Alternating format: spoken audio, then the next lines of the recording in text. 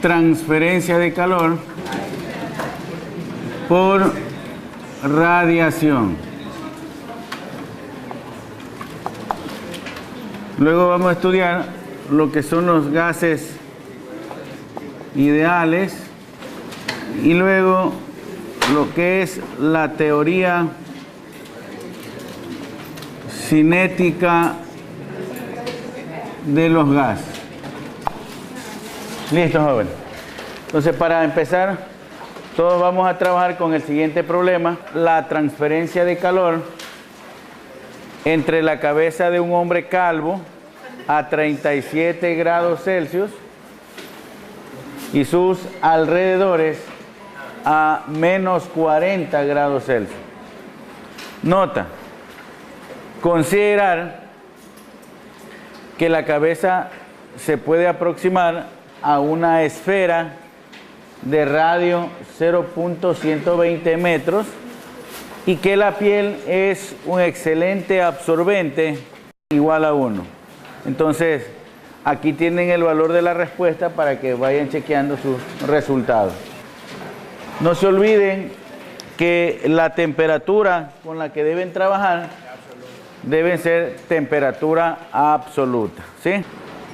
Cuando obtengan la respuesta, se acercan para revisar, por favor.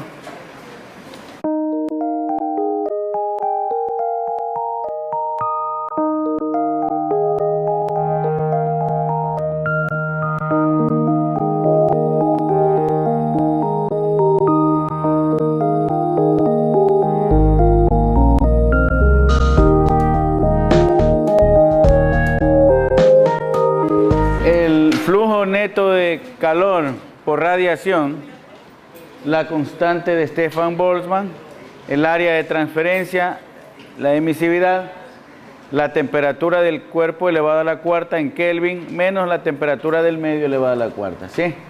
Entonces, eso me da un flujo neto de calor de 64.5 gases ideales. Al final de este capítulo, lo que queremos es que cada uno de ustedes pueda describir matemáticamente, comprender físicamente y resolver problemas que tengan que ver con gases ideales. ¿Por qué vamos a estudiar los gases ideales? Vamos a estudiar los gases ideales porque los gases reales, ¿sí?, a presiones y temperaturas moderadas se comportan exactamente como gases ideales, ¿sí? Entonces, la ecuación de los gases ideales también es aplicable a gases reales, pero con presiones y temperaturas moderadas.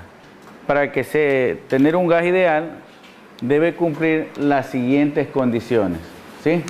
Primero, el gas ideal debe ocupar todo el volumen del recipiente que lo contiene. Entonces, las condiciones para que sea considerado como un gas ideal, ¿sí? Segundo, está formado por moléculas. Esas moléculas más adelante las vamos a analizar, ¿sí? Nos van a permitir estudiar también la teoría cinética de los gases. Estas moléculas se mueven individualmente y al azar en todas las direcciones. Entonces vamos a considerar el movimiento individual de estas moléculas y al azar en todas las direcciones. La interacción entre las moléculas, las que vamos a analizar aquí, se reducen solo al estudio en el choque, ¿sí? No vamos a considerar las interacciones gravitacionales porque vamos a considerar que esas interacciones gravitacionales, debido a la distancia que se encuentran y a la masa que tienen estas moléculas, es muy pequeño, que podría ser considerado despreciable, ¿sí? Pero lo más importante es la interacción que se dan en los choques. También vamos a considerar que los choques entre las moléculas son completamente elásticos. ¿Cuál es la característica de un choque elástico? Se conserva la energía cinética y se conserva la cantidad de movimiento, ¿ok? También vamos a considerar que esos choques son instantáneos, es decir, en un tiempo muy pequeño. Jóvenes, una de las aplicaciones justamente es porque los gases reales, siempre que no estén sometidos a condiciones extremas de presión y temperatura, ¿sí?, tienen un comportamiento muy aproximado con los gases ideales. La ecuación con la que vamos a trabajar para los gases ideales será que la presión por el volumen será igual a nRT. Esta es la ecuación para los gases ideales, ¿sí?, donde P es la presión,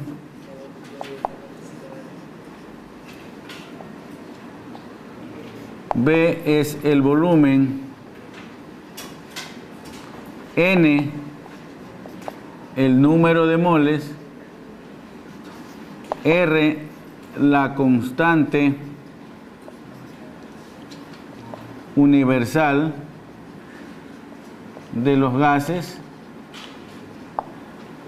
y esa constante vamos a tener en dos sistemas de unidades. El primero, en el sistema internacional, 8.314 joules sobre mol Kelvin.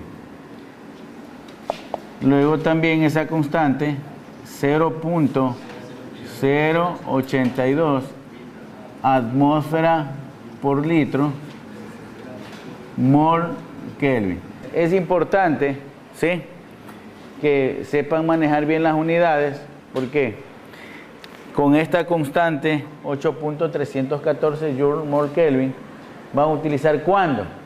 Cuando la presión está en ¿qué unidades debería estar? En pascales, ¿ya? El volumen en metros cúbicos, ¿sí? Y la temperatura tiene que estar en Kelvin, ¿de acuerdo? Entonces, jóvenes, pero si utilizamos este valor de aquí, 0.082 atmósfera al litro mol Kelvin, ¿sí?, entonces la presión tendría que estar en atmósfera, el volumen en litros, ¿de acuerdo? Y la temperatura en Kelvin. Esto es la temperatura.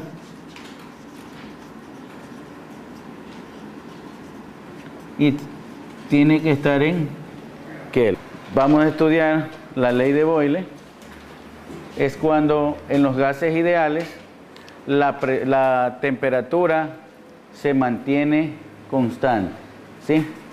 Entonces vamos a analizar qué va a ocurrir cuando estos gases ideales mantienen la temperatura constante. Entonces, supongamos que están en una condición de presión 1, volumen 1, igual a nRT1, ¿sí? Y luego esta otra condición, presión 2, volumen 2, igual a nRT2. Pero cuando la temperatura se mantiene constante, ¿sí?, la ley de Boyle es aplicable a procesos donde la temperatura es constante. Entonces, si la temperatura es constante, si dividimos de estas dos, entonces esto se va a simplificar, la temperatura también, y lo que vamos a tener aquí, que es que la presión por el volumen 1 igual, ¿sí?, a la presión por el volumen 2. Y esto es lo que se mantiene constante, jóvenes, ¿sí? La relación entonces, jóvenes, presión por volumen es igual a una constante, ¿sí? Vamos a tener, si la presión por el volumen igual a una constante, entonces el volumen de un gas es inversamente proporcional a la presión. Y eso es lo que tendríamos aquí, ¿no? El volumen de un gas es esta constante dividido para la presión. El volumen de un gas sería inversamente con la presión, ¿sí? Para un proceso a temperatura constante, ¿sí?, si quiero mantener un menor volumen, ¿sí?, entonces para mantener un menor volumen tengo que aumentar la presión, ¿sí?, más presión, ¿sí? El volumen varía inversamente con la presión, ¿sí? Quiero más volumen, para mantener con la misma temperatura, entonces necesitaría menos presión, ¿sí? Entonces, para esta ley de Boyle, lo que se mantiene constante es el producto de la presión por el volumen del gas. La ley de Charles, ¿sí? En la ley de Charles, en cambio, en esta ley, si la presión es constante, entonces, ¿qué es lo que tendremos? Presión 1, volumen 1, igual a N, RT1. Presión 2, volumen 2, igual a N, RT2. ¿Sí? Como la presión es constante, ¿y qué es lo que vamos a tener aquí? P1 sobre B1 igual a T1 sobre T2. O sea que esto puede escribirse también B1 sobre T1, ¿verdad? Y entonces va a ser igual a B2 sobre T2. Y esto es un valor constante, ¿sí? ¿Qué es lo que tenemos entonces? Que la relación B sobre T es una constante. Y ahora entonces podemos decir que el volumen será igual a esa constante multiplicado por la temperatura. Entonces, aquí el volumen va a variar proporcionalmente con la temperatura. La relación de volumen sobre temperatura se mantiene constante. Por lo tanto, el volumen es directamente proporcional con la temperatura. Aquí podemos observar en la figura, ¿sí?, que este es un gas ideal, este es el mismo gas ideal, pero colocamos aquí un bloquecito, un solo bloque que generaría la misma presión en los dos casos. La presión se mantiene constante, ¿sí? ¿Sí? Pero a menor volumen, ¿sí?, menor temperatura. A mayor volumen, mayor temperatura. La ley de Gay-Lussac, este es para gases ideales, donde mantiene constante su volumen. En esta ley de Gay-Lussac vamos a mantener constante el volumen. Presión 1, volumen 1, igual a nRT1. Presión 2, volumen 2, igual a nRT2. Si dividimos estas dos ecuaciones, este volumen se simplifica, esto también, y vamos a tener que P1 sobre P2 igual a T1 sobre T2, ¿sí? O sea que P1 sobre T1 igual a presión 2 sobre T2, y esto se mantiene constante. Quiere decir entonces que la relación presión sobre temperatura se mantiene constante en la ley de Gay-Lussac. ¿Ok? Entonces, la presión sería igual a ¿qué? A esta constante por la temperatura. Entonces, la presión es directamente proporcional con la temperatura. En esta ley de Gay-Lussac tenemos que mantener constante el volumen, ¿sí? Pero si mantenemos constante el volumen y le agrego una fuente de calor, ahora hay más temperatura. A mayor temperatura, para mantener constante el volumen, ¿qué tengo que agregar? Mayor presión. Pero si ninguno de esos parámetros se mantiene constante, o sea, lo que vamos a tener aquí es, si P1, B1 igual a nRT1 y presión 2, volumen 2 igual a nRT2, ¿sí? Aquí habíamos analizado. En la ley de Boyle, la temperatura es constante, se simplifica, ¿ya? En la ley de Charles, la presión es constante. Y en la ley de Gay-Lussac, el volumen es constante. Pero ahora consideremos, jóvenes, que ninguno de esos parámetros es constante, presión, volumen y temperatura. Entonces, al dividir esto, lo único que se simplifica es esto, y tenemos una relación que sería P1, B1 sobre T1 igual a P2, B2 sobre T2. Y esto se mantiene constante. ¿De acuerdo? De ahí justamente todo eso viene de las leyes universales de los gases, ¿no? La ecuación para los gases ideales, habíamos visto que era presión por volumen igual a nRT, ¿sí? Y que R era la constante universal de los gases. Estos valores es importante, ¿sí?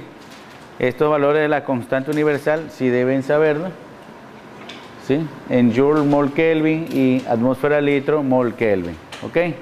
Algo importante, jóvenes, que en una mol de cualquier sustancia, ¿sí?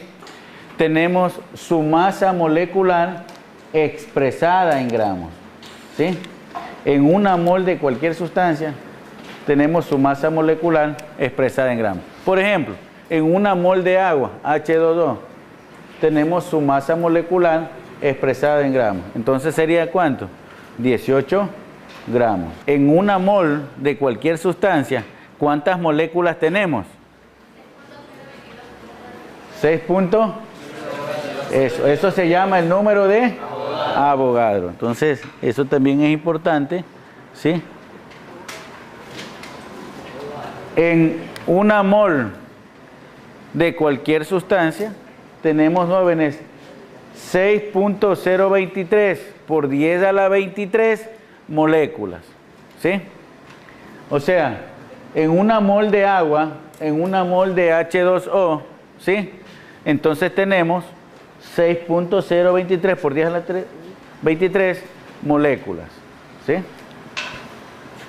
Entonces, este sí es un valor importante que lo anoten, jóvenes, que lo vamos a usar más adelante.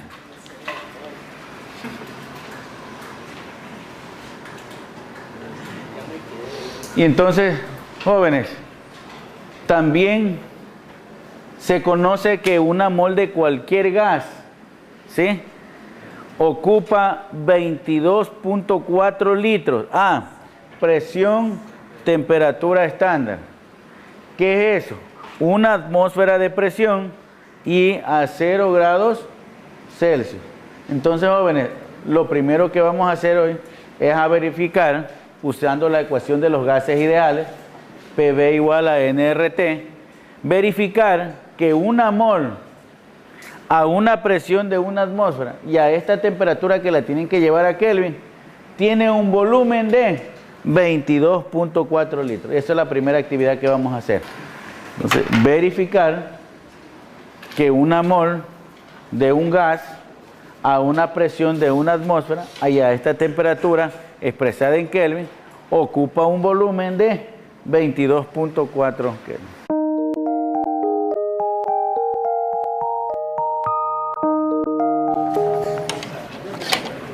Aquí tenemos el volumen, ¿verdad? Lo despejamos de aquí, nRT sobre presión, y el volumen de 22.38, redondeado 22.4 litros. ¿Ok? Habíamos visto que la ecuación para los gases ideales, como PV igual a nRT. Listo. El número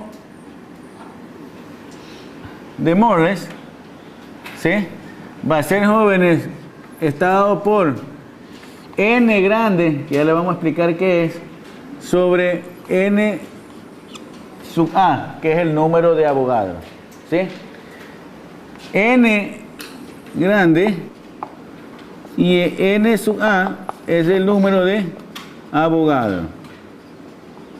Al dividir el número de moléculas totales para el número de Avogadro, entonces me da cuántas moles hay ahí. Esto lo puedo escribir entonces, la ecuación de los gases ideales, como PV igual a N sobre NA por R por T. Pero luego lo voy a volver a escribir como PV igual a N, número de moléculas, ya no es moles, ¿sí?, por R sobre NA por T.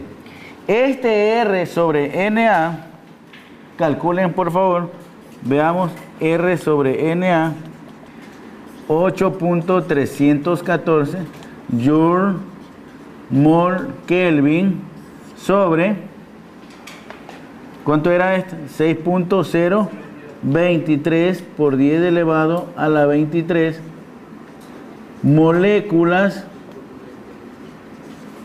por mol, ¿verdad? Jóvenes, esto de aquí es una constante, la constante de Boltzmann. ¿Qué unidades serían, jóvenes? Joule, molécula, Kelvin, ¿verdad? Por 10 a la menos 23 Joule sobre molécula Kelvin. Entonces, si usted se olvida cuál es esa constante, lo único que tiene que hacer es dividir R para el número de Avogadro. Y aquí tenemos 1.38 por 10 a la menos 23 joules, ¿sí? Sobre molécula Kelvin. Aquí falta molécula. Pero la ecuación de gases ideales también puede ser escrita ahora de la siguiente manera. La primera, PV igual a nRT. La segunda,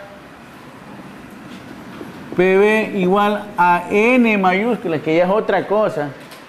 La primera N era el número de moles. Ahora esta N, ¿cómo se llama? El número de moléculas. Por la constante de Boltzmann y por la temperatura. O sea, que hay una equivalencia. nRT es lo mismo que N grande, constante de Boltzmann, temperatura. Queda demostrado, ¿no? Anoten el siguiente problema. ¿Cuántas moléculas están presentes en 2.5 litros de gas a presión y temperatura estándar? O sea, a una atmósfera de presión y a una temperatura de 0 grados Celsius.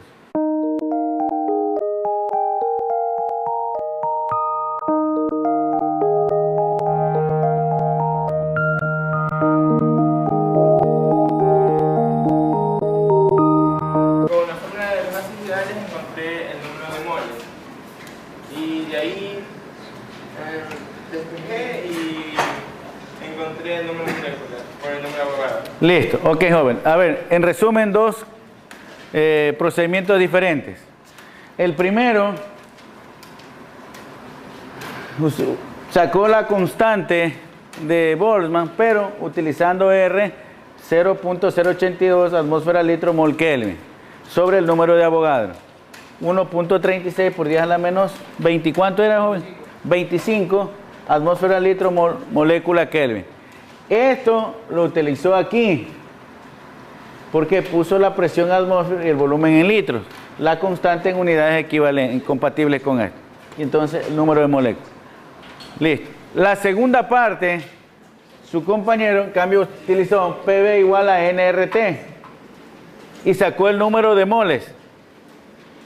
Y entonces luego utilizó el número de Avogadro, que en un mol hay 6.023 por 10 a la 23 moléculas. Para ustedes, según el método como ustedes mejor les convenga. Y ahí está la respuesta que llegaron.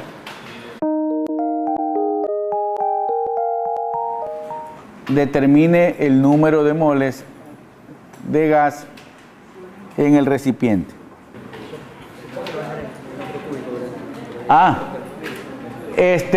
Los centímetros cúbicos tienen que pasar a metros cúbicos. ¿Cuál es el factor? Se multiplica por 10 elevado a la menos 10 elevado a la menos 6.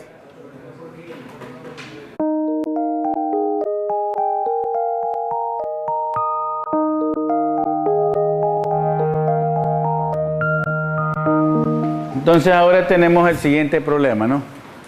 Una botella de vidrio sellada cuyo volumen es 40 centímetros cúbicos, ¿verdad? Estos son centímetros cúbicos, por favor.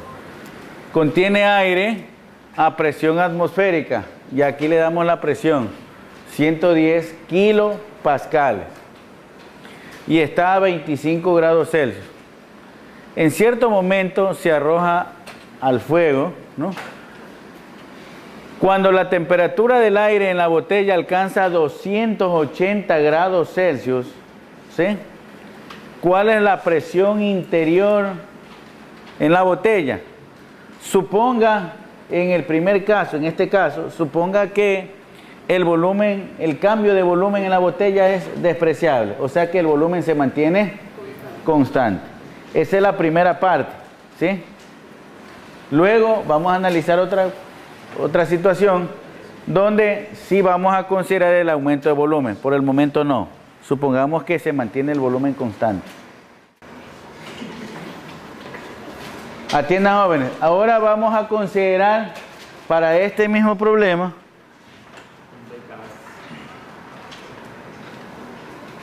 en el ejercicio anterior se ignoró el cambio de volumen. Si el coeficiente de expansión volumétrica, ¿cuál es? ¿Alfa, gamma o beta? Beta, ¿verdad? Expansión volumétrica, dilatación térmica por volumen. Encuentre primero el cambio de volumen. Segundo, el volumen final. Y tercero, la presión final. El volumen en centímetros cúbicos mismo. Ahora, como ya el recipiente ya no lo consideramos rígido, sino que cambia su volumen, la presión debe aumentar o disminuir. Ahí están los datos iniciales. ¿Listo? Ya.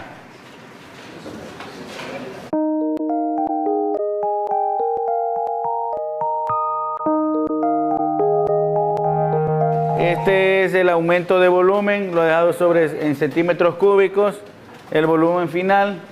Y como ahora va a cambiar, va a variar la presión, volumen y temperatura, entonces utilizo P1, V1 sobre T1, igual P2, V2 sobre T2.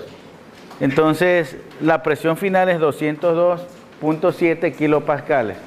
Como el volumen aumentó, ¿sí? Entonces la presión ha disminuido un poco. Con relación, cuando el volumen se mantenía constante, la presión era 204 kilopascales. ¿Ok? Teoría cinética de los gases. Para justo trabajar en esta teoría cinética de los gases, tenemos que recordar algunas consideraciones que hicimos para los gases ideales. ¿Cuáles eran las consideraciones, jóvenes? Primero, ocupa el volumen del recipiente que lo contiene. Está formado por moléculas. La interacción que vamos a estudiar, ¿cuál es? En los choques, ¿de acuerdo? Los choques son elásticos, ¿ok? Y el movimiento es individual y al azar. Las moléculas del gas ideal se consideran como masas puntuales, ¿sí? Su movimiento es al azar. Las moléculas realizan colisiones perfectamente elásticas, choques elásticos en unos tiempos muy pequeños. Pongan como título la presión ejercida por un gas. Entonces, para eso, tenemos aquí, jóvenes, digamos aquí un cilindro, donde aquí hay un gas ideal, un recipiente, ¿sí? Donde aquí tenemos un gas ideal. Y esta es una tapa que le vamos a llamar émbolo. ¿Cómo es eso de la presión, verdad, ejercida por un gas?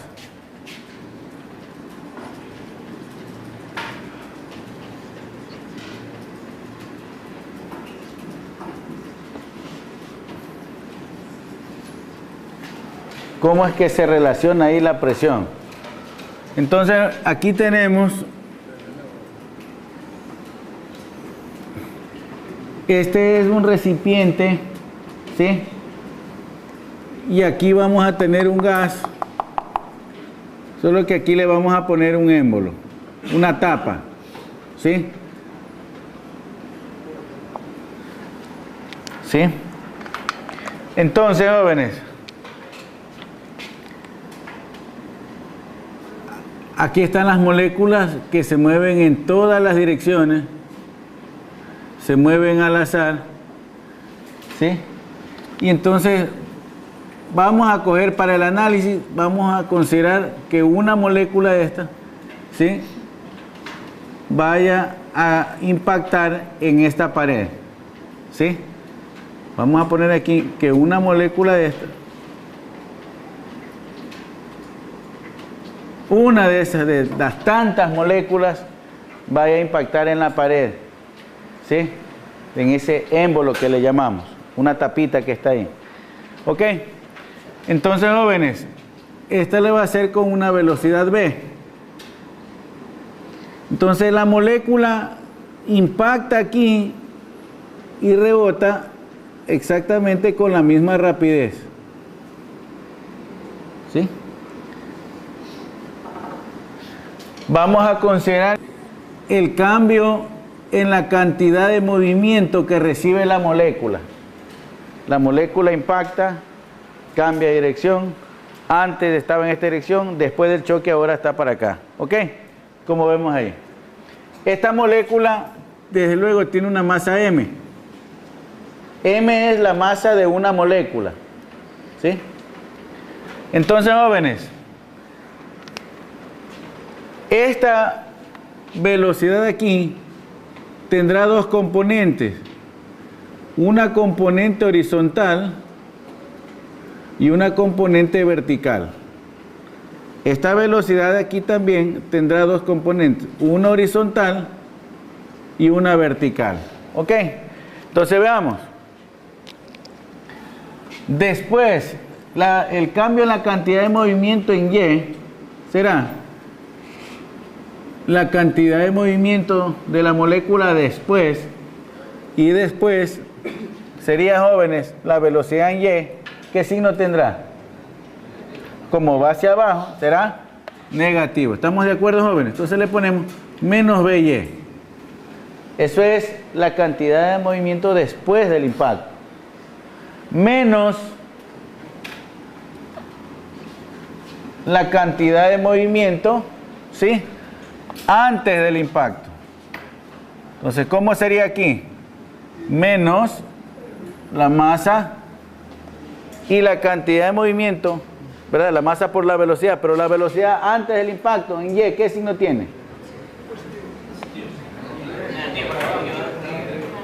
Negativo. O sea que esto viene a ser menos BY. ¿Sí? Entonces, jóvenes, ahora entenderán por qué el cambio en la cantidad de movimiento en Y vamos a considerarlo cero. Pero ahora vamos a analizar el cambio en la cantidad de movimiento en X. En X veamos. Masa. Este es después, ¿no? ¿Qué signo tendrá la velocidad en X? Entonces tendrá menos Bx. Vayan poniendo atención. Los signos es importante. Eso es después. Menos, ahora, la cantidad de movimiento antes del impacto. La masa, ¿de quién era esta masa? De una molécula. Cogí solo una para análisis. Después vamos a considerar todas, por lo menos una. Por la velocidad antes en X. A es signo positivo. Por eso es que la cantidad de el cambio en la cantidad de movimiento en X no va a ser cero, porque ahora es menos 2 MBX.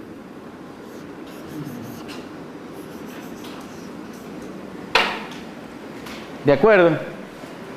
Entonces ahí tenemos en el impacto el cambio en la cantidad de movimiento que tiene la molécula. También sabemos, jóvenes, que el cambio en la cantidad de movimiento en X es igual a ¿qué, jóvenes? A la fuerza por el tiempo, por el intervalo de tiempo. ¿De acuerdo? O sea que esto va a ser igual a la fuerza por el delta T. Entonces, tenemos que de algún lado sacar este intervalo de tiempo. ¿Sí? Y vamos a considerar, jóvenes, una consideración para hacer esto sencillo, ¿no? Es que este intervalo de tiempo, ¿ya?, es el que justamente va a emplear una molécula en ir y regresar para volver a impactar. Mientras está en el impacto, una molécula va y regresa para volver a impactar en este mismo lugar.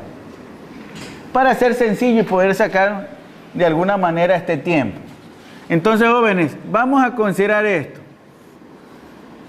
Esta es una distancia D.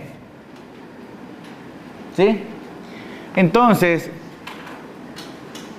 si la molécula va y regresa para impactar en un impacto consecutivo, entonces vamos a tener, jóvenes, que la distancia que va a haber recorrido va a ser igual a 2D. Va y regresa. Por una velocidad que es la velocidad en X y por un intervalo de tiempo. Digamos que esta es una forma sencilla y aproximada de sacar este tiempo de aquí. Entonces, este tiempo va a ser igual a 2 veces D sobre Bx. Esto lo vamos a colocar aquí. Entonces tenemos lo siguiente, jóvenes. El cambio menos 2mBx igual a F por 2 veces D por Bx. ¿De acuerdo? Entonces, esto pasaría a multiplicar, ¿verdad? Esto se simplifica, veamos. Esto se simplifica con esto. ¿Y cómo quedaría la fuerza? Menos m bx al cuadrado sobre d. ¿De acuerdo? Ahora atiendan, jóvenes. Esta será la fuerza que experimenta ¿quién? Esta es la fuerza que experimenta la molécula. ¿Y cuál será la fuerza que experimenta el émbolo? Ah, entonces esta F, con esta vamos a trabajar, porque esta es la fuerza que va a experimentar el émbolo, la presión ejercida por es que luego vamos a hablar, la presión ejercida por el gas sobre el émbolo, ¿no? Entonces por eso es que estamos con esta fuerza. Entonces ahora tenemos mBx cuadrado sobre D. ¿Sí? Esta es la fuerza ejercida por la molécula sobre el émbolo. Esta es la fuerza que habíamos hablado, que era mBx cuadrado sobre D. Jóvenes, pero esa fuerza, ¿de cuántas moléculas era? De una, ¿no? Bueno, ahora sí, ¿cómo haría para considerar de todas las n moléculas? Simplemente lo vamos a hacer por n moléculas, le multiplicamos, n es el número de moléculas. mBx cuadrado sobre D. Ahora, jóvenes, vamos a considerar lo siguiente. Esta velocidad de aquí ya no es la representación ya no solo de una, sino es de todas las moléculas. Por ese motivo, esta velocidad de aquí tiene que ser una velocidad promedio del comportamiento de todas las moléculas. O sea, ¿qué sería eso? El promedio Bx1 de una molécula al cuadrado más la velocidad en X de la otra molécula al cuadrado más sobre N. Es un promedio, ¿sí?, de todas las velocidades en X de las moléculas. O sea, ya la velocidad es promedio. Jóvenes, entonces ya cambiamos, ya no es la velocidad X, sino la velocidad promedio, ¿sí?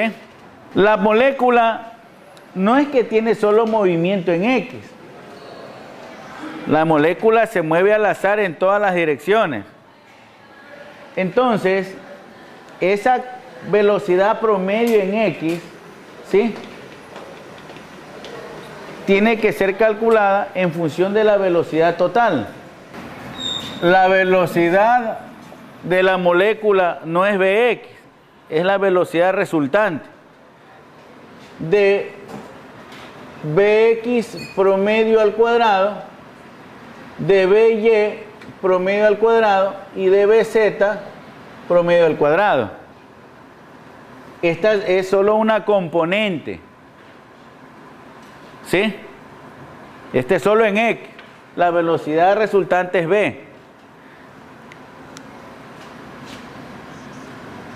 Considerando que las velocidades promedio en X, en Y y en Z son iguales, entonces, jóvenes, esta velocidad promedio va a ser igual a 3 velocidades en X promedio.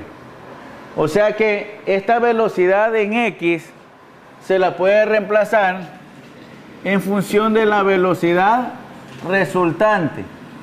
Entonces vamos a hacer aquí N sobre 3D por M por, ahora sí, esta es la velocidad resultante, ¿sí? Pero si a esto le vamos a multiplicar, le dividimos para 2 y le multiplicamos por 2, esto no se va a alterar en lo absoluto. Entonces, ahora ya sabemos qué es lo que representa esto. Este término, ¿qué sería, jóvenes? La energía cinética de ¿cuántas moléculas? Ah, no. ¿La masa de quién es? ¿La energía cinética de quién entonces? De una molécula. ¿Sí? Entonces, jóvenes, esta fuerza que está aquí, ¿sí?, lo vamos a poner aquí, 2 veces N sobre 3 veces D. Esto es mb cuadrado sobre 2, que ya lo vamos a reemplazar, ¿sí? Dividamos los dos términos para el área. Esta era la fuerza que hace la molécula sobre el émbolo. Dividamos para el área. Dividamos para el área. ¿En qué se transformó entonces, jóvenes? Ahora esto es presión. Y la distancia por el área. Entonces ahora esto es 2N sobre 3 veces volumen. M, velocidad al cuadrado, sobre 2. Entonces aquí, de una vez ya definimos lo siguiente. K sub C, un medio mb cuadrado. ¿Esto qué sería, jóvenes? La energía. ¿Qué energía, jóvenes? ¿De quién? De una molécula.